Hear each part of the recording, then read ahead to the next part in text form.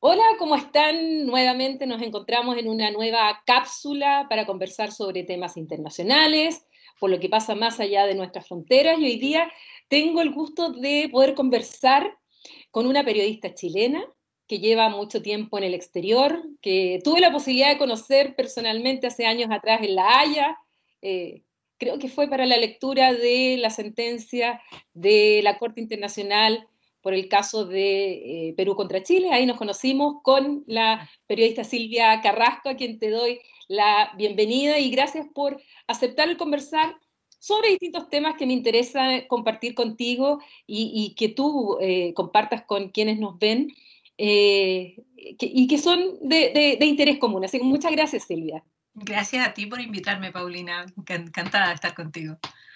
Mira, lo primero es preguntarte ¿cómo llegaste? Porque tú llevas mucho tiempo fuera de Chile, estás actualmente en Londres, donde estás terminando un doctorado, pero eres conocida también aquí en Chile porque has sido periodista y te hemos visto, y te he visto desde hace mucho tiempo, antes de conocernos personalmente, en medios aquí, en televisión sobre todo.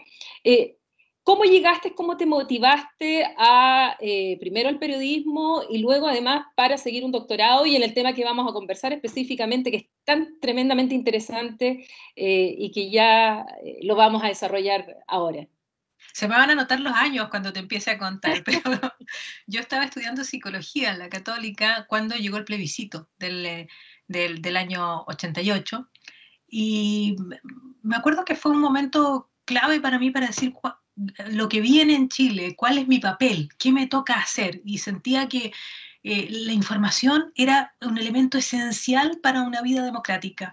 Si la gente disponía de información para decidir, decidía mejor que sin información. Por lo tanto, sentí que en ese momento me despertaron las ganas. Yo había tenido como esta actitud de tener un diario en el colegio, me había inventado mis propios medios durante la época adolescente. Entonces, cuando llegó esto del plebiscito, decidí dejar la psicología y postulé de nuevo a la universidad y me fui a estudiar periodismo en la Universidad de Chile. Ahí estudié yo. Y salí, bueno, muy pronto, o sea, viví todos esos años de los primeros años de la democracia y inmediatamente empecé a trabajar en radio y luego en televisión muy rápido antes de haber egresado. Y siempre me gustó la idea de ser corresponsal internacional. Me encantaba el concepto porque siempre había soñado con viajar, vivir fuera. Yo no quería viajar, quería vivir fuera de Chile, quería conocer. Te voy a contar una anécdota de infancia que cuando yo era chiquitita, yo soy del sur, soy de Río Bueno, de allá del sur de Chile, y estudiaba en Osorno y en el colegio, cuando me empezaron a enseñar lo que era el planeta, siempre me decían que el planeta era un globo. Estoy hablando primero de básico, que era un globo, y yo miraba la cordillera de los Andes y decía, pero este globo se tiene que estar desinflando si está lleno de arrugas. Y yo quería montarme arriba de la arruga mayor, esa que era la montaña, para ver qué había más allá. Entonces siempre soñé con viajar y irme fuera. Entonces apareció un canal que se llamaba Telenoticias, que era un canal norteamericano, y se empezó a ver que eran 24 horas noticias y me encantó el formato y le escribí, no había ni siquiera correo electrónico, les escribí una carta a mano, vi a alguien los nombres que salían al final del noticiero y les mandé la carta por correo y me respondieron y me contrataron. Entonces empecé a trabajar en el año 94 con ellos, recorrí el mundo con ellos, porque la verdad es que Chile era interesante mientras el general Pinochet estaba en el Senado, pero luego dejó de interesar, entonces me empezaron a mandar a muchos lugares del mundo y eso lo disfruté mucho, no, estuve en eventos increíbles, como haber ido a una cumbre de la APEC en Filipinas o haber pasado los 3 meses de la toma de la residencia del embajador japonés en Perú, en fin, cubrí Te vi en eventos que... Woodstock, vi tu foto en Woodstock Ah, también. también estuve en Woodstock, también, pero ahí fui por Televisión Nacional, ahí todavía no trabajaba con Telenoticias. Luego me ocurrió que cuando dejé de trabajar con ellos, yo cuando recorrí América Latina, siempre viajaba a un país y siempre aprendí que en el lugar a que viajara tenía que contactarme con los medios locales, porque tenías que muchas veces 24 horas para entender el país y empezar a contactar a la gente fundamental, la gente más importante, y eso lo hacías a través de los periodistas. Entonces fui conociendo muchos medios. Entonces cuando dejé de trabajar con Telenoticias, Ecuavisa, que era un canal de Ecuador al cual yo fui mucho, me llamaron porque necesitaban un director de noticias y les gustaba mucho cómo yo trabajaba y me fui a trabajar con ellos. Y después de que, porque en el tiempo que estuve en Ecuador estuve 2 años y cambiaban presidente cada 6 meses, entonces era un poco revuelto el tema. Mi marido había vivido en España y me dijo, ¿por qué no vamos a España a probar suerte? Y nos fuimos a España, y ahí a los 3 meses estaba trabajando en televisión española. Tuve una experiencia maravillosa trabajando en televisión española en un programa que se llama España Directo. Fui la subdirectora de ese programa durante 4 años. Después me ofrecieron hacer un canal de un programa documental, también lo pasé súper bien. Y ahí entré en una etapa de mi vida en que me empecé a pelear con las audiencias, con los ratings, porque sentía que los ratings estaban conduciendo las noticias a cosas que no eran noticias. Entonces fue cuando me replanteé mi posición de periodista y dije, no, yo no voy a trabajar con un canal en que me pidan barbaridades. Yo no quiero ir a preguntarle a Julio Iglesias por sus relaciones con sus exmujeres. No me interesa, a mí me interesa contar otro tipo de cosas. Entonces cambié mi modelo de negocio, trabajando con mi marido, y lo que decidimos fue trabajar con muchos medios. Entonces lo que hacíamos era buscar reportajes que nos interesaran, y luego cuando ya los teníamos hechos, llamábamos a los canales y les decíamos, tengo tal cosa, ¿te interesa? Y empezamos a venderlo. Y eso hemos estado haciendo desde el año 2009 hasta ahora. O sea, son ya 11 años trabajando de esa manera. Y bueno, siempre ha sido el tema de los ratings. ¿Por qué? Porque, claro, yo descubro que trabajando sola tengo un montón de libertad, pero también me doy cuenta del poder que tiene un medio de comunicación. Entonces yo digo, ¿por qué ellos no logran entender que tienen una relación tóxica con las audiencias? ¿Por qué no pueden trabajar fuera de ellas? Entonces entonces fue cuando decidí ponerme a estudiar y me vine a Londres, al London School of Economics. Después hice un máster en China y ahora estoy haciendo el doctorado. Ya, así. Ahora, en todo tu camino, y justamente terminas en Londres, terminas en el Reino Unido, donde justamente el tema de los medios de comunicación es un gran tema. El sensacionalismo de algunos medios, sobre todo lo hemos visto aquellos que estudiamos la integración europea, como muchas de las portadas, por ejemplo, vemos de algunos medios, son de verdad, aparte de buscar el clic o de que los medios compren, hay un tema ideológico detrás y uno lo ve que, o sea, sin pudor mienten. Y hay algunos medios de verdad que uno se sorprende muchísimo. A veces en Chile se sorprenden por algún medio que es irreverente o que algún medio puede exagerar una noticia. Pero cuando uno ve los medios británicos, sobre todo algunos en particular, es fuerte. O sea, yo he visto algunas portadas y ese sensacionalismo amarillista, no solo en lo social, porque también se ve en el Reino Unido, pero también en lo político. ¿Cómo es el tema de los medios, particularmente en el Reino Unido? ¿Y cómo lo compararías tal vez un poco con los medios en Chile o en los países de Europa, donde si bien existen, no es tan fuerte, por lo menos lo que yo observé, en especial en el caso del referéndum del Brexit, y cómo impactan, cómo se compran, muchos, son muy populares. Es bien interesante el tema de los medios acá. A mí una de las cosas, de las razones por las cuales me fascinaba el Reino Unido era cómo podía un solo país, tener la mejor y la peor prensa del mundo. A mí eso me impresiona muchísimo. O sea, te das cuenta que en la BBC y el Financial Times o el Economist o el Guardian también te ponen un estándar que está al nivel de los mejores medios del mundo. Y luego miras el Sun, miras el Express, miras el Daily Mail. Dices, pero ¿cómo existe esto también? Bueno, y yo veo una respuesta importante en el tema de la métrica. Lo que yo estoy estudiando es que, porque además veo una fuerte relación entre ese tema de la métrica y el populismo emergente que hay en estos países. Fíjate que el tema del Big Data ha cambiado radicalmente eso. O sea, antes tenían la preocupación de seguir lo que eran las ventas y se veía mucho más en la televisión, pero los periódicos seguían con esas mediciones semanales o mensuales. Cuando entran en Internet, empiezan a recibir inmediatamente la reacción de la gente respecto de los contenidos que están publicando, es inmediata, es real time. Entonces lo que empieza a preocuparse el productor de esas noticias, la empresa, el conglomerado de medios, es a que la gente le dé cada vez más clics, si incluso se está comprando la publicidad por cada clic. Entonces tú te encuentras con cosas que son aberrantes. O sea, cuando sale alguna imagen, que a mí me imagino, me divierte cómo se replica en otros medios, en Chile, por ejemplo, o en Argentina, un tipo que sale desnudo y con una máscara tapándose los genitales. Y yo lo miro y yo les digo, oye, yo estoy absolutamente segura, no tengo las pruebas, pero yo estoy, porque lo han hecho otras veces, que el medio contrató a esa persona, la hizo circular, contrató al fotógrafo para publicarlo para que tú le dieras al clic. O sea, eso no es una noticia, eso es un invento, es una producción para que para que lo puedas poner en pantalla.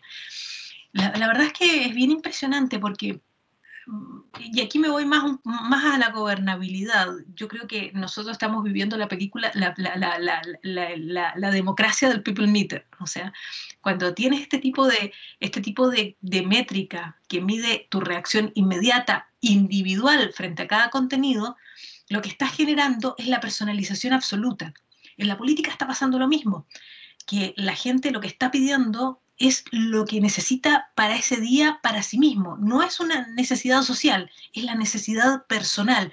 Y los políticos están respondiendo a esas necesidades personales. Entonces, cuando viene el Brexit era un canasto vacío en el que cabía cualquier cosa. Entonces, la gente que tenía problemas con la pesca, el Brexit se lo soluciona. El que tenía problemas porque tiene un jefe francés que además no sabe mucho y no puede ascender, cabe en el canasto del Brexit. El que no logró plaza en la universidad también cabe en el canasto del Brexit, cabía absolutamente todo. Entonces se crea esta política de responder a las necesidades personales inventándose una solución que les da resultado.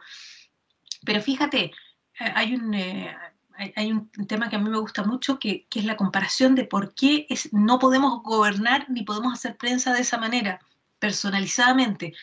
Piensa tú en las carreteras. Si le preguntamos a todas las personas, a cualquier persona, a ti, a mí, ¿cómo te gustaría conducir en la carretera? ¿Te gustaría tener límites en la carretera para conducir? Todos diríamos, no, yo quiero que me den libertad total para ir a la velocidad que yo quiera si te gusta la velocidad. Pero eso como sociedad no nos conviene. O sea, si le preguntan a cada uno, todo el mundo va a querer libertad total para conducir en la carretera. Pero como sociedad eso no nos conviene porque nos llenamos de muertos en la carretera.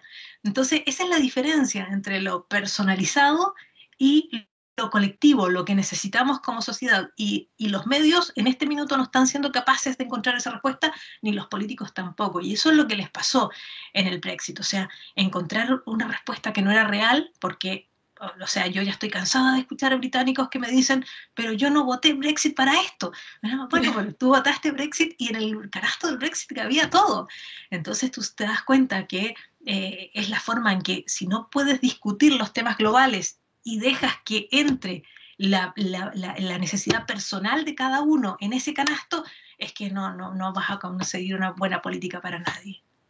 No, y además que el Brexit en la vida común y corriente de los británicos todavía no la han sentido. La van a empezar a sentir el 1 de enero, sobre todo si es que llegan a un no acuerdo, y ahí de verdad van a conocer el Brexit, porque hasta el día de hoy no lo han sentido en la práctica, porque siguen aplicando todas las normas y todo en este periodo de transición. Lo van a empezar a sentir de verdad el 1 de enero.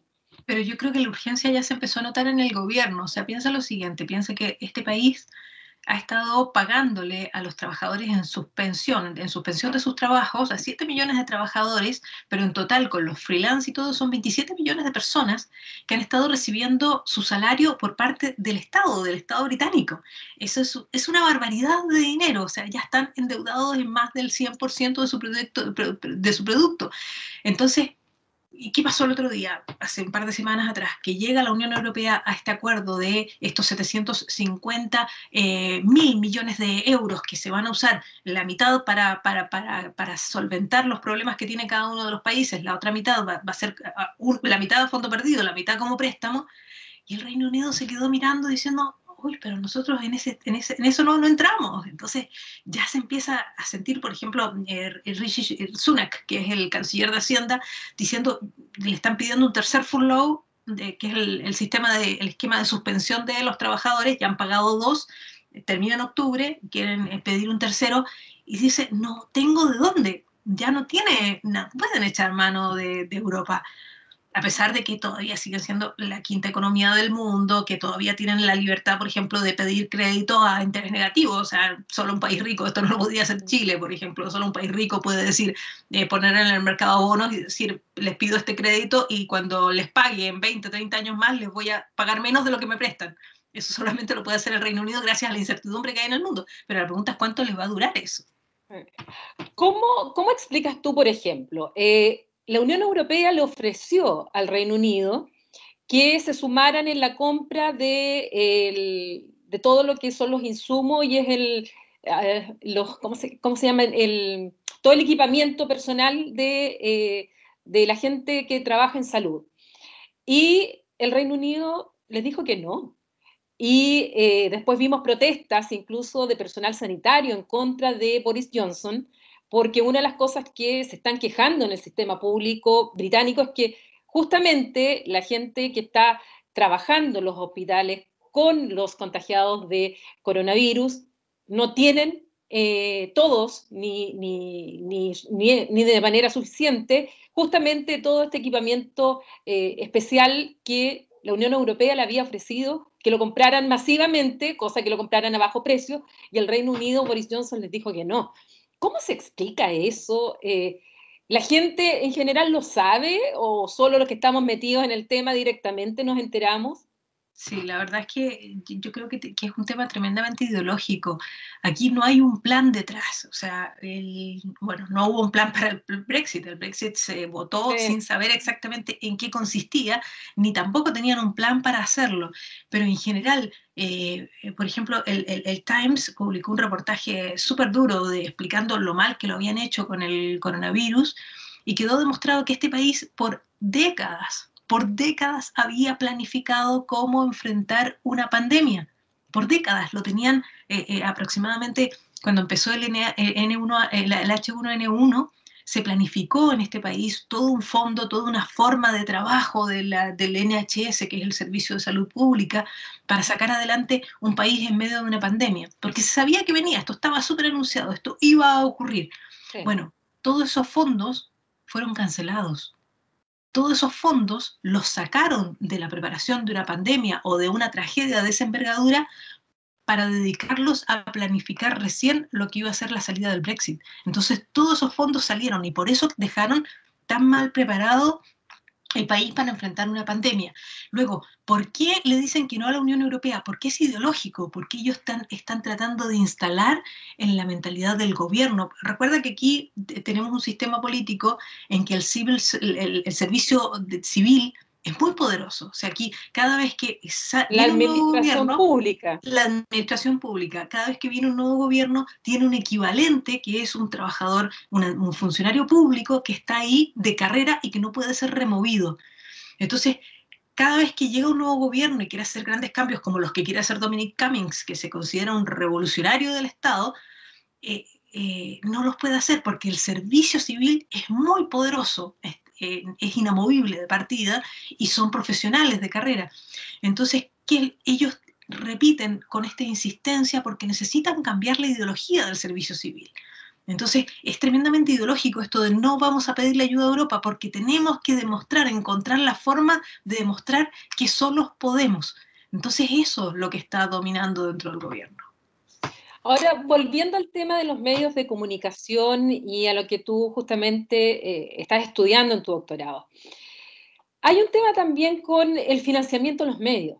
Y cuando surge Internet, sobre todo la prensa escrita, empieza a sufrir mucho y vemos cómo la publicidad también va siendo menos y los medios van cerrando, se han tenido problemas de financiamiento. Finalmente aquí en Chile se han cerrado muchos medios. Al mismo tiempo, no sé si, bueno, el Reino Unido no, creo que no pasa lo mismo que aquí en Chile, que también hay una cierta concentración de quiénes son los dueños de los medios de comunicación.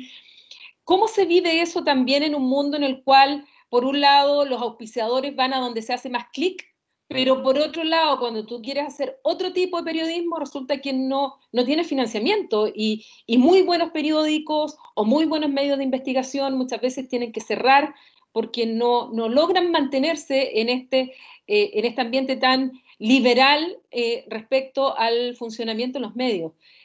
¿Cómo hacer un buen periodismo además cuando muchas veces quienes financian el clic, no financian el producto y la calidad y el contenido que tú quieres como periodista o como medio ofrecer a la ciudadanía.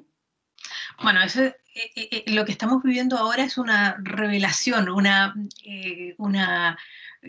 nos estamos poniendo honestos de cómo funcionan los medios, porque los medios han sido subsidiados toda la vida, los medios, el periodismo estoy hablando, yo no, lo que es medios que publican películas, otras cosas, eso es un tema que no está en mi ámbito de análisis, pero el periodismo ha sido toda la vida subsidiado. Cuando decimos que la publicidad paga el periodismo, es porque lo está subsidiando. O sea, piensa que el periodismo es una de las pocas industrias que tiene dos tipos de clientes. Tiene que convencer a los avisadores y tiene que convencer al público. Tiene que hacer esta doble búsqueda de clientes para poder vender su producto, porque si no, no subsiste. Y eso está desapareciendo. ¿Qué va a pasar a continuación? A mí me llama mucho la atención que aquí hay 3 medios, la verdad, son fundamentalmente 4 medios acá que están creciendo, que siguen creciendo y que han encontrado su modelo de negocios, que son el Financial Times, que tiene una información espectacular, para mí es uno de los mejores medios del mundo.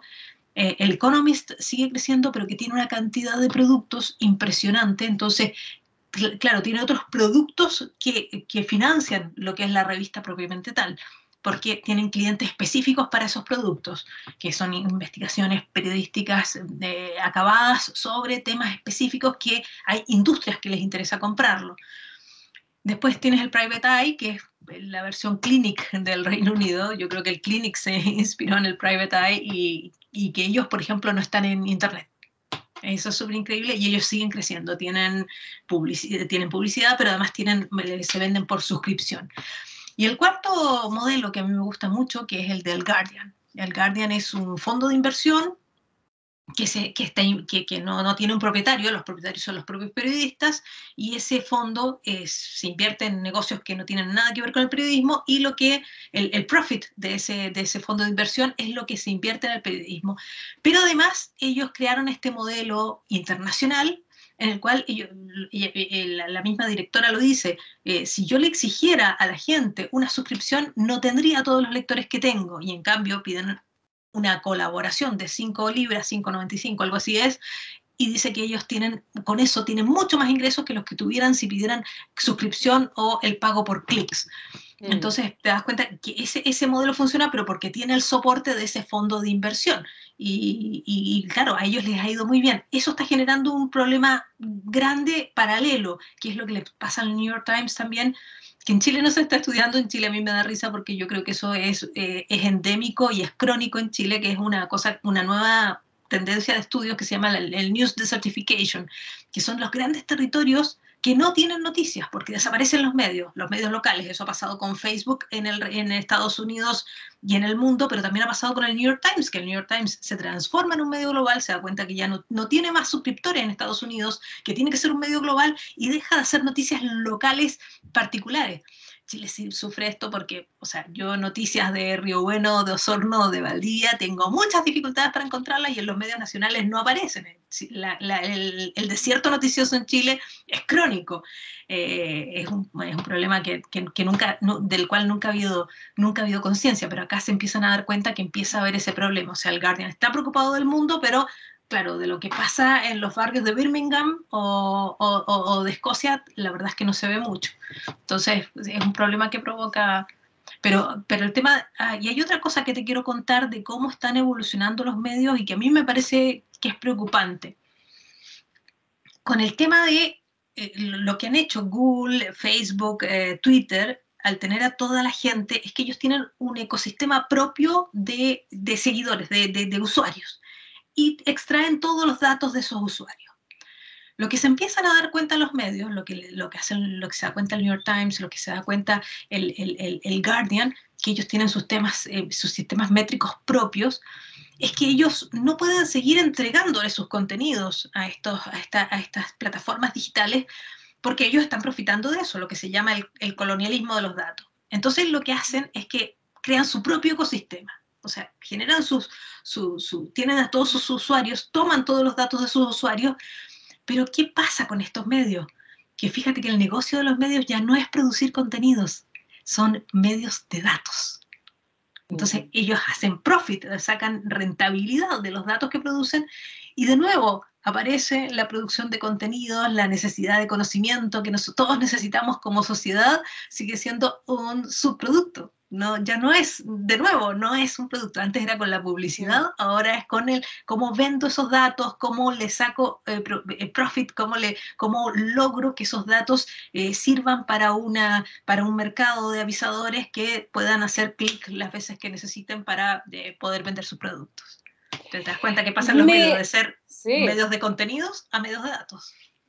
Sí. ¿Qué está pasando con la BBC? Porque yo algo he seguido el tema del gobierno, la BBC, que es la gran cadena pública, muy prestigiosa, y que por lo poco que he leído, sobre todo es una idea de Dominic Cummings, el que estaría detrás, y hay una gran polémica respecto al financiamiento de la BBC y de acusaciones que se le hacen a la BBC. ¿Qué nos puedes contar respecto a eso? Porque acá siempre se pone como modelo cada vez que hablamos de televisión pública. El primer ejemplo que siempre se toma es justamente la BBC. Ya, pero la BBC es irreproducible, es un fenómeno único en el planeta. O sea, piensa tú que la BBC es el mayor medio de comunicación del mundo. Solamente te hago un paralelo. La BBC tiene 5.000 periodistas. El New York Times, que es otro grande, poderoso del mundo, tiene 1.500 periodistas. Esa es la relación, o sea, es irreproducible lo que existe como BBC. Ahora la BBC siempre ha estado en conflicto, eso no hay que pensar que es ahora, siempre ha estado bajo presión. O sea, es un núcleo de independencia que es insostenible y que le cuesta mucho sobrevivir. O sea, si en algún país la prensa es cuarto poder, lo es aquí. Aquí es muy, muy poderosa la BBC. Y claro, ha tenido momentos más brillantes y momentos menos brillantes, pero la verdad es que lo que ha ocurrido, lo que está ocurriendo con el gobierno de Boris Johnson es que ellos, porque, a ver, te explico, históricamente, ¿cómo surgen los medios de comunicación públicos? Era cuando la televisión era televisión por frecuencia y las frecuencias eran limitadas. Entonces no podías dejarle, y esa era la concepción que surge fundamentalmente desde Europa, no podías dejarle la frecuencia solo en manos privadas porque había todo este temor del control de la mente y tal. Entonces por eso se establece que hay una banda que va a ser pública y es por eso es tan poderosa la televisión pública en Europa. ¿Qué pasa con Internet? Que esa restricción de espacio de transmisión ya no existe. Entonces, ¿qué vienen los otros canales y dicen, oye, ya no se explica, no se necesita tener una televisión pública con financiamiento del Estado de esa envergadura, si el espacio radioeléctrico, el espacio para transmitir es infinito, ya todos podemos poner nuestros contenidos para el consumo de todos. Y porque además, cuando el resto de los medios ven que se pierde la publicidad, le empiezan a mirar con ambición ese fondo que recibe la BBC, ¿por qué no lo recibimos nosotros? Entonces, ¿qué ocurre? Que empiezan a disputarle el espacio a la BBC. O sea, viene Channel 4, viene ITV o Channel 5 y dice, oye, si ellos hacen la transmisión de inicio de la legislatura que hace la reina, nosotros lo podemos hacer también como la BBC. ¿Por qué tienen que tener ellos los privilegios? Entonces, esta es una pelea permanente. ¿Qué es lo que pasa con Boris Johnson? Que él asume que ya no es necesaria la BBC, y tampoco puede entrar tan duro porque la gente tiene una lealtad a la BBC que es muy, muy popular aquí. O sea, todavía sigue siendo la BBC las mayores audiencias del noticiero de BBC News at 10, sigue siendo el noticiero más visto de todo el país. Entonces, ¿qué ocurre? ¿Cómo empiezan ese trámite? Le dicen, porque aquí nosotros pagamos 140 libras al año por tener televisión, por tener derecho al acceso a la televisión. Son como 12.000 pesos mensuales lo que pagamos por tener el derecho a la televisión. Entonces lo que dice, y claro, si a mí me pillan y no estoy pagando, yo tengo una multa y si soy reincidente me pueden llevar a una corte, ¿no? O sea, es grave, es un delito grave no pagar la suscripción de la BBC. Entonces, ¿qué es lo que el primer paso para cortarle ese financiamiento a la BBC fue despenalizar el no pago de la licencia de la BBC? Y eso sería grave porque, claro, es la forma que tienen, sobre todo con los inmigrantes que llegan y que no tienen la costumbre de pagar la televisión, dicen, yo la puedo ver sin pagar, y con esa pena, con ese posible castigo, es que los convencen de que tienen que pagar la BBC. Eso es lo que se está haciendo ahora. También salió Tony Hall, que es un tema importante. Él considera que él era el director general de la BBC, un hombre con una trayectoria enorme, 30 años en la BBC, además un periodista destacado dentro del noticiero, fue director del noticiero y ahora era director de la BBC, pero fue tan conflictiva la relación de la BBC con la campaña de Johnson y con el Brexit, que entonces le cobraron la mano y él renunció diciendo que, bueno, mejor entrar a otro a negociar porque con él no era posible tener ninguna negociación. Pero, de nuevo, son presiones. Yo en esto soy un poco más optimista que el resto de la gente porque yo considero que es un fondo tan sobre el cual hay tanta ambición que siempre está bajo presión. Pero hay cosas que me parecen súper destacables de la BBC. La BBC, una cosa que me parece maravillosa es que ellos no pueden producir más del 15% de su programación. Eso me fascina a mí. O sea, ellos están obligados, o sea, eso crea la industria audiovisual inglesa. Ellos están obligados a pagarles a externos para producir los contenidos que ellos tienen. Y eso es magnífico porque significa que tienes un medio súper productivo, súper bullente, súper creativo para producir cada nuevo contenido. Además porque también actúa como matriarca, o sea, la BBC cuando exporta contenidos, exporta los contenidos de todos los canales acá, no solamente los propios. Entonces son cosas que son súper importantes y motivadoras del mercado local, y eso es súper valioso. Aprovechando, ahora vamos a cambiar un poco de tema, y aprovechando que estuviste en China, viviendo en China, y pensando también en este escenario tan extraño que estamos viviendo con la pandemia, donde además vemos un reforzamiento de las tensiones entre China y Estados Unidos, y donde además vemos que viene el Brexit definitivo, el real, el que la gente va a sentir, además en un contexto de pandemia. ¿Cómo ves tú las relaciones entre el Reino Unido y China? Pensando en que el Reino Unido, al igual que el resto de los países, de muchos países en el mundo, tiene tan buenas relaciones con Estados Unidos, pero al mismo tiempo también dependen mucho de su vinculación, sobre todo económica, con China. Y estamos en una suerte de trampa, porque en este enfrentamiento entre estos dos grandes, que probablemente si gana Biden va a bajar un poco el tono, pero el enfrentamiento entre Estados Unidos y China seguramente va a continuar. ¿Cómo lo va a hacer Boris Johnson en ese escenario? Porque además llevan más de 40 años sin negociar tratados internacionales, porque eso lo hacía la Unión Europea, lo hacía la Comisión Europea, donde además con una crisis económica tremenda, donde Boris Johnson se acercó muchísimo a Donald Trump, y que tal vez Donald Trump no siga en la Casa Blanca, y con los chinos por otro lado, que también hay vínculos económicos con ellos. Entonces, ¿cómo ves tú el escenario y la relación de este Reino Unido fuera de la Unión Europea, porque ya no va a tener a sus 27 socios para entablar negociaciones, con China, especialmente con China, pero también con Estados Unidos? Mira, a Boris Johnson lo tiene difícil porque estamos en el 2020 y él le queda gobierno hasta el 2024. O sea, le queda mucho tiempo y en que el molino puede cambiar absolutamente. O sea, si pierde Donald Trump, eso va a ser un golpe fuerte para todos los populismos europeos. O sea, para Le Pen en Francia, para los húngaros, pero también para Boris Johnson, porque él ha confiado mucho en la posibilidad de tener un acuerdo. Bueno, ya Pompeo lo descartó, pero él confiaba en poder tener un acuerdo antes de las elecciones. Pompeo le dijo, no te preocupes porque va a ser reelecto, pero bueno, sabemos que eso está en veremos.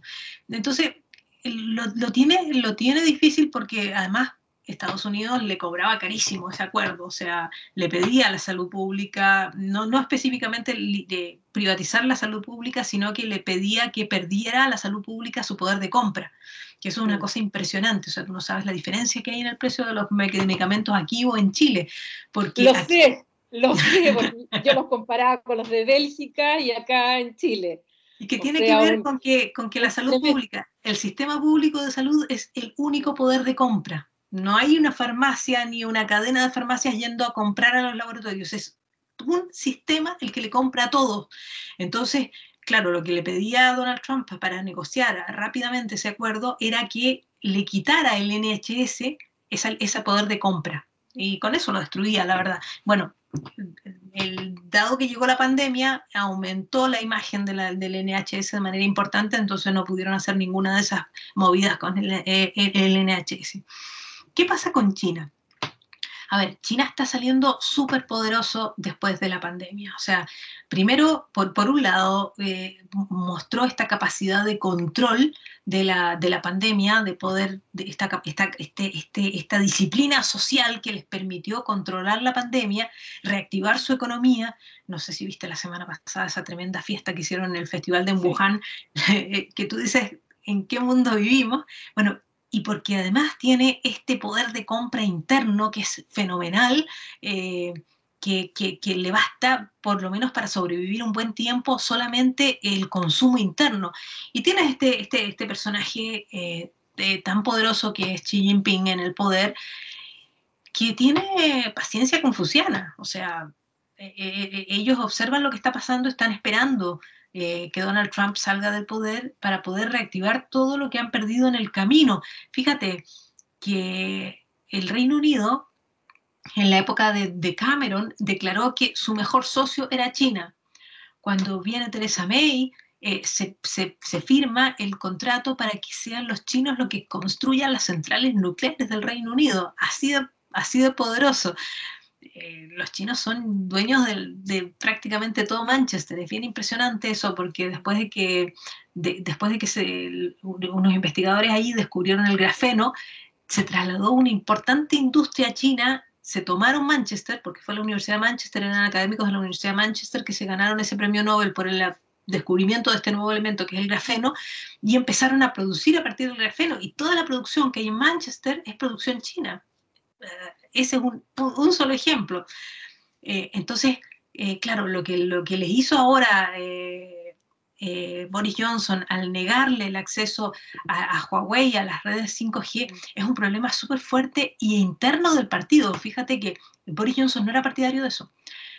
Hubo una presión enorme por parte del gobierno norteamericano y como no convencían a Boris Johnson, convencieron al partido. Y tú sabes que aquí lo que se elige no es el primer ministro, sino que se elige cada vez que hay elecciones, es el partido. Y el partido obligó a Boris Johnson y Boris Johnson tuvo que decir cuando se anunció que las redes 5G, que ya las había autorizado Theresa May, ya no podía participar Huawei y que los equipos que ya se habían comprado, porque esto está en construcción, tenían que desaparecer de aquí al 2027, ellos mismos dijeron, esto significa para el Reino Unido un retraso en conexión al 5G de por lo menos 3 años y un costo fenomenal, pero lo tienen que asumir porque se lo ordenó el partido por lobby de Estados Unidos.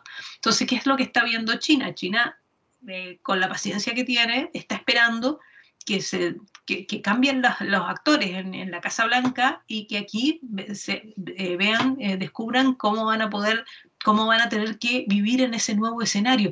Pero a mí lo que me sorprende mucho es cómo, fíjate, el gobierno de Boris Johnson, porque cuando ellos vienen con el Brexit, venían con todo el afán de decir, queremos volver a manejar nuestra soberanía, queremos volver a ser el imperio que fuimos.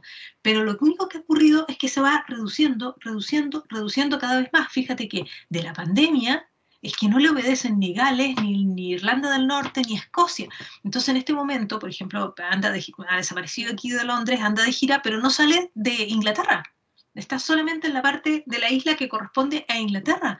Y es más, cuando habla de va a haber cierres, un nuevo lockdown en el norte del país, entonces dices, ¿dónde van a cerrar en Escocia? No, es que cierran aquí en Inglaterra, estamos hablando de la parte sur de la isla. Es bien impresionante cómo se les ha reducido, pero también en su actuar internacional también pasa lo mismo. Fíjate con lo que pasó ayer con Navalny.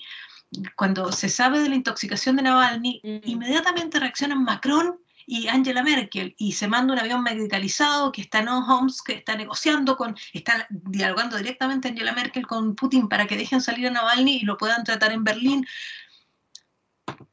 O sea, no hay país que haya sido más golpeado por los envenenamientos rusos que el Reino Unido. ¿Y qué voz Claro ha que sí. tenido? Lamentar el envenenamiento de Navalny, pero no han tenido ni la capacidad de reaccionar ni de ofrecer ayuda, no tienen un plan internacional de cómo participar en determinados eventos. Entonces, eso llama mucho la Hablando, atención. hablando ahora del Partido Laborista, cambiaron de líder, de Jeremy Corbyn a, recuérdame el nombre del Keir actual. Starmer. Sir Ya, Keir Starmer. ya. Y me da la impresión, por lo que leo en los medios, que ahora sí hay un discurso laborista mucho más creíble para la ciudadanía de lo que terminó siendo Jeremy Corbyn al final.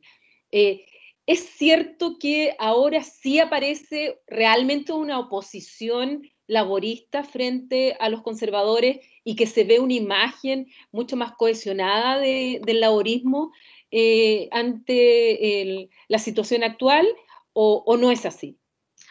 El laborismo es un partido en reconstrucción y que lo tiene muy difícil, ¿eh? O sea, es un partido, un poco para que lo entiendan en Chile, el laborismo es una ameba gigante, o sea, que va desde los liberales, neoliberales como Tony Blair, hasta gente del marxismo más antiguo como Jeremy Corbyn, o sea, cabe de todo en el partido y es un partido, por lo tanto, muy difícil, de adhesión interna muy difícil. Los conservadores lo mismo, pero el tema es que por el sistema que existe, solamente puedes existir dentro de ese partido. O sea, recuerda, los que se salieron de los conservadores o los que salieron del Partido Laborista para formar otro nuevo partido desaparecen, no existen, porque además el sistema premia a los que son los dos principales contendores. Entonces, ¿qué pasa con Starmer? Starmer es un personaje de una reputación increíble. O sea, a ver, ¿quién es Keir Starmer? Keir Starmer es un hombre que ha sido un abogado de derechos humanos de toda su vida, que ganó grandes litigios, o sea, le ganó, y siempre litigios del tipo David y Goliat, o sea, le ganó representando a los trabajadores en contra de McDonald's, ganó otro juicio contra British Petroleum por gente que había sido sus terrenos inundados por leakings de petróleo. Entonces tenía esa historia y por eso es Sir, por eso se le dio la orden, porque es un tipo que había ganado mucho. Pero además tiene esa cosa maravillosa de los abogados litigantes que tiene una capacidad quirúrgica de interrogar. Entonces, se dieron dos cosas. Por una parte, es un tipo mucho más preparado, o sea, tiene una autoridad cuando habla que pocos la tienen, pero tiene al frente un primer ministro que era un primer ministro que se crecía con los cheerleaders, ¿ya? O sea, recuerda cómo es el parlamento inglés, que están todos muy encima de otro y se avivan o se burlan de los unos a otros. ¿Qué pasó? Que asume Starmer en pleno de la pandemia, en que la Cámara está vacía. Entonces, imagínate, Boris Johnson, que está acostumbrado a echar tallas, porque él es muy simpático, y echa tallas y nadie ríe, nadie le aplaude. Se le acaban los cheerleaders. Y tiene al frente a este personaje investido de una autoridad absoluta que no le ríe de las tallas. Y que además le pregunta de manera quirúrgica, o sea, me acuerdo el primer día cuando le hace toda la presentación y su retórica fue, ¿cómo demonios llegamos a esto? Respóndame eso.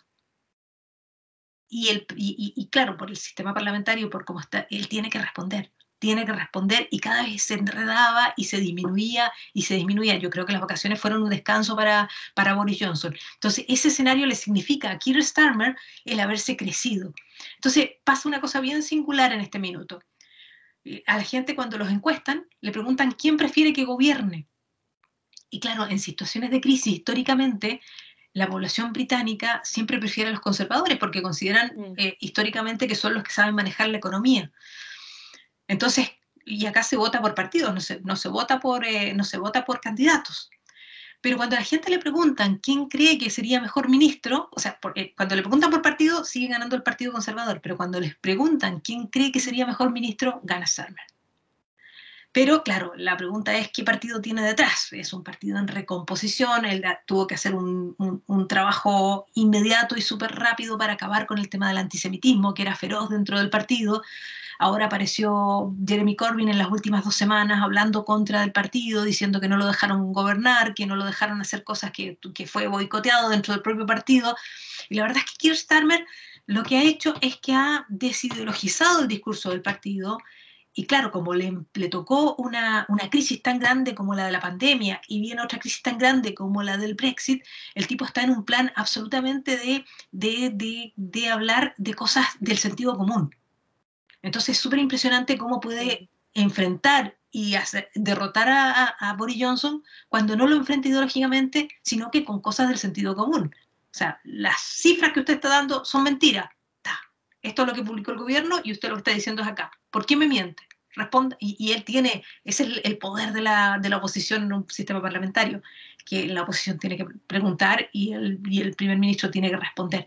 Ese escenario era imposible con Jeremy Corbyn porque no tenía la autoridad y él siempre hablaba ideológicamente, entonces le respondían burlándose de su ideología. Entonces, esa es la diferencia que se ha producido en esta situación. Es la construcción de autoridad de la oposición. Eso es súper interesante porque en todos los ámbitos la construcción de autoridad es súper importante. ¿Y el gabinete de las sombras también cambió mucho en relación al gabinete de las sombras que tenía Jeremy Corbyn? Lo que pasa es que él es una imagen muy importante, entonces no tiene tanta importancia el gabinete de las sombras. En el fondo con Jeremy Corbyn tenía más importancia porque él tenía muy poca capacidad de responder a temas específicos. Entonces por eso había que ir al gabinete de las sombras. En el caso de Starmer, su gabinete de las sombras tampoco es mucho mejor, tiene mucha de la gente de Corbyn, porque tiene que, de nuevo, orquestar, meter todo ese espectro para que el partido permanezca unido. Pero ya no tienen tanta importancia ni recurren mucho a ellos porque él es mucha autoridad, pero además porque cuando han metido la pata los ha sacado rápidamente. Yeah. O sea, por ejemplo, su gabinete de la sombra, su ministra de Educación, era la que era candidata de Corbyn para ser jefa de la oposición, para ser jefa del laborismo.